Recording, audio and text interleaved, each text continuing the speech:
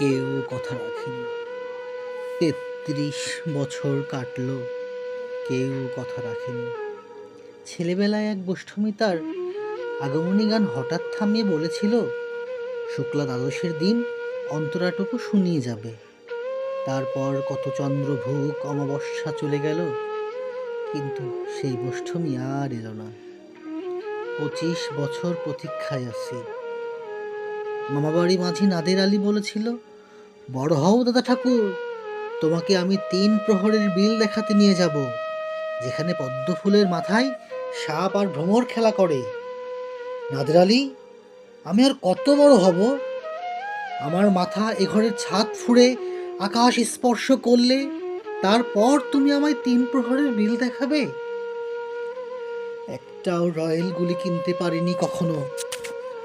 লাঠি লজেন্স দেখিয়ে দেখিয়ে চষেছে লস্কর বাড়ির ছেলেরা।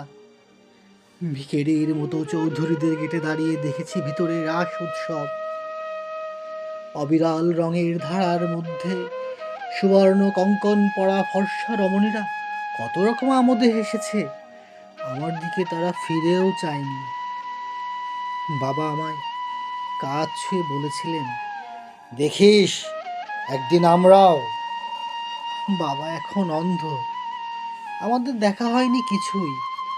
সেই রয়্যালগুলি, সেই লাঠি লজেন্স, সেই রাস উৎসব আমায় কেউ ফিরিয়ে দেবে না। বুকের মধ্যে সুগন্ধি রুমাল রেখে বরুণা বলেছিল,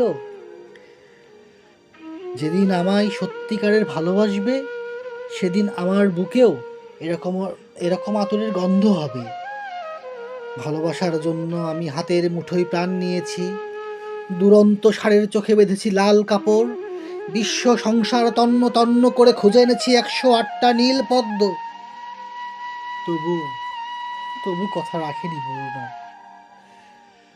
এখন তার বুকে শুধুই মাংসের গন্ধ।